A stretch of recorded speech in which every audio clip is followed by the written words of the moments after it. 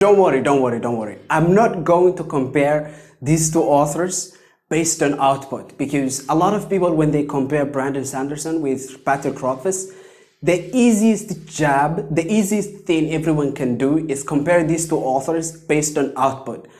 But I'm not going to do that. That's a cheap shot. That's a cheap shot at Patrick Rothfuss. Instead, what I will do is compare them on their books and their craft.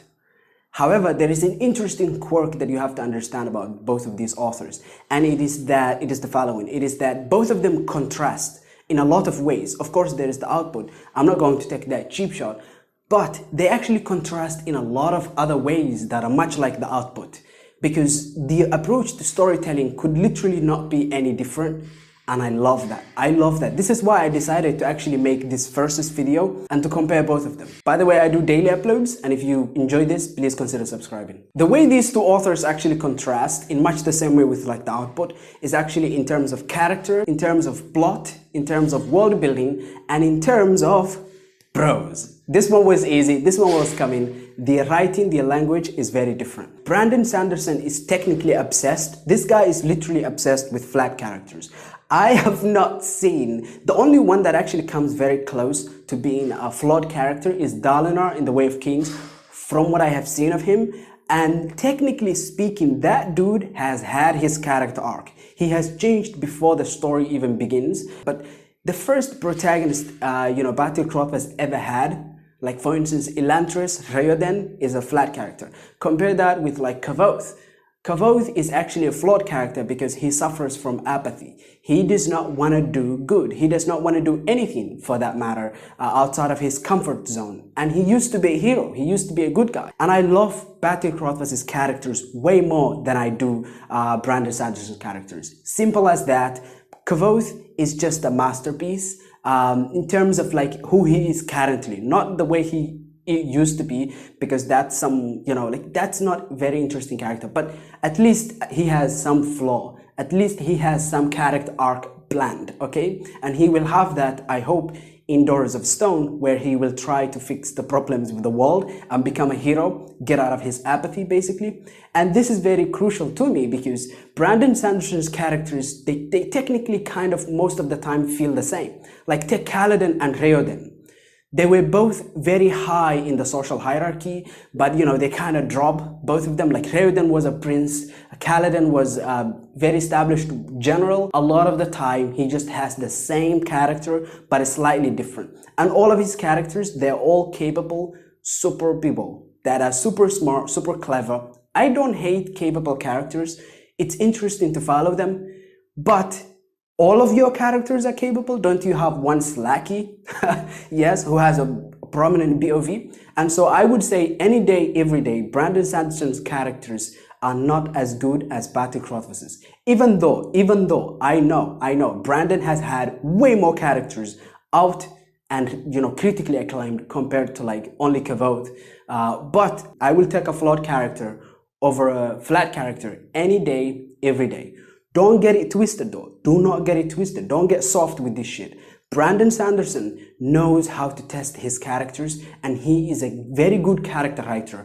The only issue is that he just doesn't have flawed characters. His characters are conventional good guys. Let's talk about plot, because holy moly, I do not think there is someone on this planet who has better plots.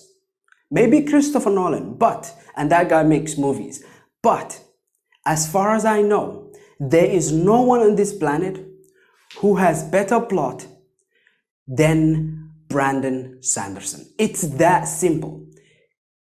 The biggest problem with Patrick Rothfuss is that his plot is very tired. It is a dragging mess. It doesn't go anywhere. Like for 2 books, Kavoth really hasn't done much in his backstory except just learn a few skills. A lot of the time he's just that cool guy who's getting everything, and most of it is just not really interesting. Compare that with The Way of Kings or first book, right? Compare it with Elantris, the first book. Holy moly, it's so good, it's so flawless. It's a beat after beat after beat. with Serene and Riordan in Elantris, as well as the Zealot. I forgot the guy's name. There's some crazy Zealot. It just moves, it moves, it moves. I swear to God, Brandon Sanderson writes the best plots I've ever seen. I think it's an insult to Brandon Sanderson to compare them in terms of plot. And the reason why I actually compared, the reason why I dared to commit such heresy is how in The Name of the Wind and in Wise Man's Fear, Patrick Rothfuss with his plot, they are slow. They're not efficient. He's narratively inefficient. Character is better, narrative is inefficient. But compare that with Brandon Sanderson, characters are mostly flat, but the plot, it just moves. There is literally a term for this shit. His finales are some of the best in the world. It's called the Sanderson Avalanche. They gave it a name. That's how good the guy's plot is. That's how good Brandon Sanderson puts together plots that no one can beat. Now let's talk about Prose. In terms of Prose, they both contrast because, again, all of this I'm doing is that they both contrast so beautifully, like the output. One is very slow, one is very fast. Comparing in terms of prose, Brandon Sanderson, when he writes his prose, he tries to make his prose as invisible as it can be. Prose is the language used, right? The way Brandon Sanderson uses his language, he wants to make it as invisible as he possibly can make it.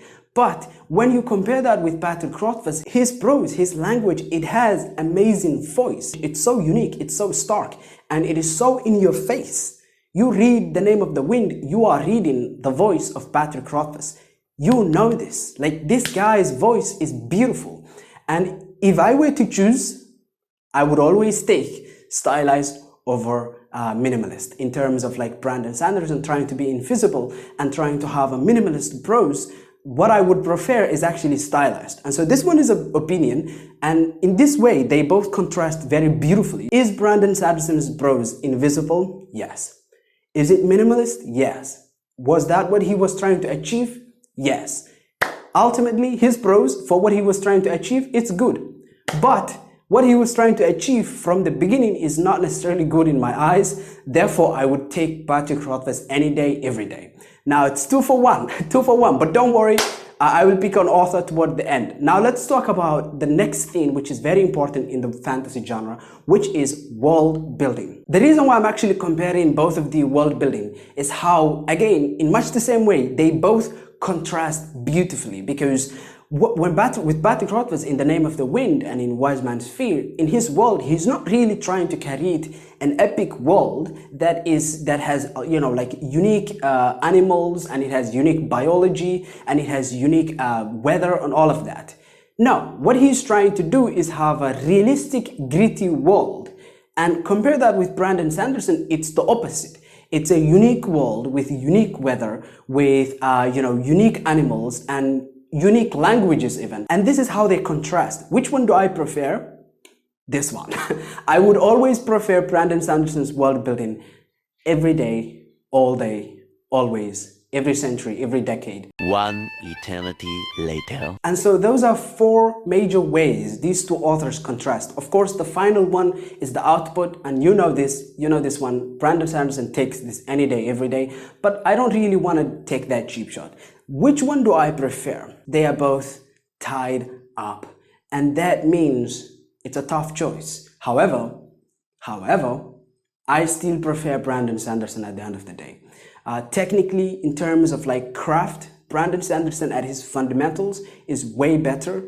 And with his books, the way he structures them, they have this beautiful avalanche that is extremely, satisfying. But if you read The Name of the Wind, by the time you finish the first book, you just have unsatisfied. I don't know what it is, but I have a deep feeling of unsatisfaction whenever I finish a Patrick Rothfuss book, because he asks more questions than he answers.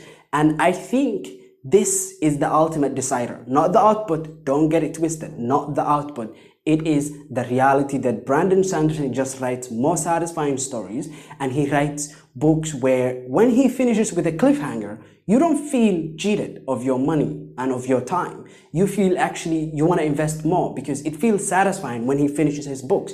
He knows where to finish, and he knows how to write better plot. That's what wins it for me. I would always choose Brandon Sanderson over Patrick Rothfuss any day, every day.